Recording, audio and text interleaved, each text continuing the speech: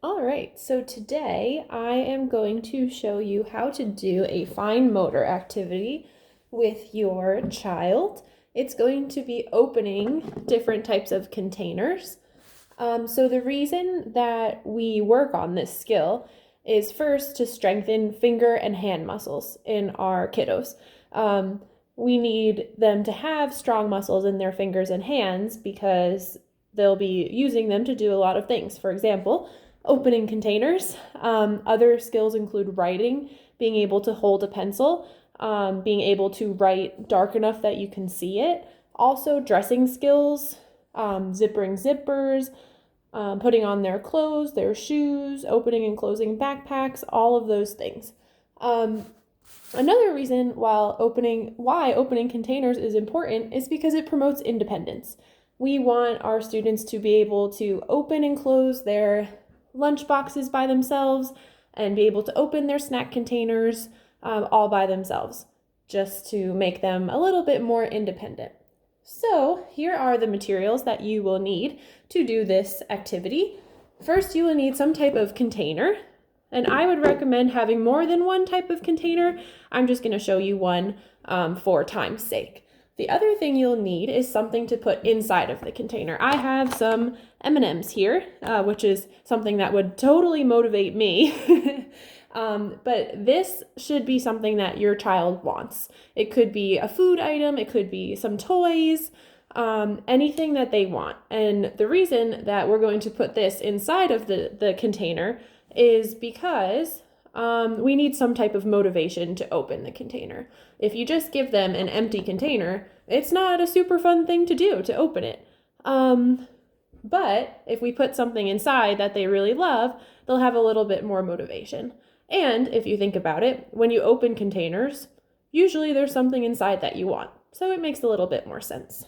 Okay, so I am going to put my delicious M&Ms inside the container. And you don't have to fill it up. You can just do a couple.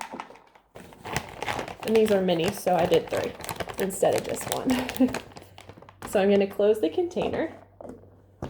And if your container is not see-through, definitely make sure your child knows that there's something good in there. So the direction that you're going to give your kid before they open the container is either open, or you can just hand them the container, one or the other. So when you give the direction, open, the student should take the lid off, and then they can have whatever is inside. So I'm going to show you what an example of a correct response looks like and what an example of an incorrect response looks like, and then how to correct your child if they do not do the right response. So you're going to put your item inside the Tupperware. You're going to put it in front of your child, and remember, the direction you can either say open or you can just hand it to them. So open, they're going to open the container and they get the item inside. And you also should praise. So you should be like, great job, that was awesome opening your container, you did it, way to go. All right, so that's an example of a correct response. So I'm going to show you an incorrect response now. So I give the direction, open, and the child doesn't open it. So what you should do is you should repeat the direction. You should say open, and then put your hand over their hands. And you might have to use both. So you put your hands over their hands and guide them to open the container. Okay? So again, you'll give the direction, say open. If they open the container, you say, great job, you did it. And they get the snack or the toy inside. And then if they don't get it correct, let's say you say open, and again, they do something different or they're having trouble, you put your hands over their hands and guide them to open the container. And then you can say, yeah, that's opening the container. Very good. Okay. So some other examples of containers you can use, because you don't want to only just use one container. I would recommend using anything that your child might use at school in terms of snacks or lunch.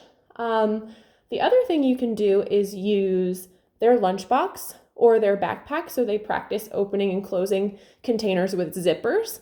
And that's a really cool thing too, because then you can put bigger things inside. So if you think about this container, which holds small things, versus a backpack, which could hold some big toys. So that could be really fun to do.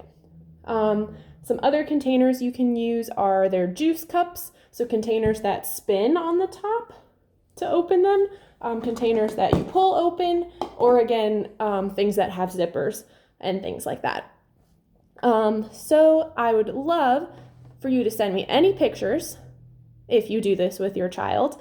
And if you need any help with ideas, just reach out and contact me. All right, thank you so much. Bye.